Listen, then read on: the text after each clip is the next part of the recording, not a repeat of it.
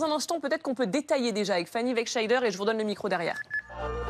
Qu'est-ce qu'il dit, ce plan donc annoncé par Emmanuel Macron? Donc ce plan que souhaitent présenter Emmanuel Macron et Keir Starmer à Donald Trump, le voici en 3 phases, on le disait, avec cette première étape, donc polémique ce matin, sur cette trêve annoncée d'une durée d'1 mois par Emmanuel Macron. Regardez les détails de ce que cela comporterait. Une trêve donc dans les airs, sur les mers et les infrastructures énergétiques qui durerait 1 mois. L'avantage selon Emmanuel Macron, c'est qu'on sait la mesurer. Pourquoi? Parce qu'il dit que lui et Keir Starmer ne croient pas en un cessez-le-feu qui serait signé entre Américains et Russes sur le sol, parce que le front aujourd'hui, c'est l'équivalent de la ligne Paris-Budapest, et qu'en cas de cessez-le-feu, il serait très difficile de vérifier que le front est respecté. Ce n'est donc que dans une deuxième étape que viendrait le déploiement au sol de troupes européennes.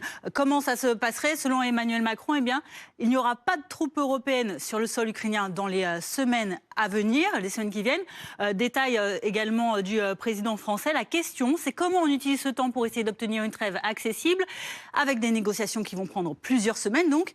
Et ensuite, une fois la paix signée, un déploiement que le président français souhaite sécuriser par les Américains. Et dans un troisième temps, ensuite, Emmanuel Macron souhaite que davantage d'investissements soient faits dans la défense européenne. C'est la clé de voûte de ce qu'il souhaite traiter jeudi au sommet exceptionnel de Bruxelles.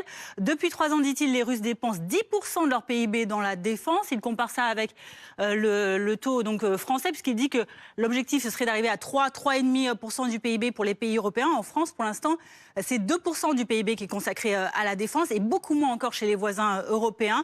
Les pistes qui sont envisagées, c'est par exemple des fonds européens qui existent déjà, ou encore des pistes plus innovantes, comme par exemple des emprunts communs. Merci beaucoup Fanny. Vous souhaitiez ajouter une précision?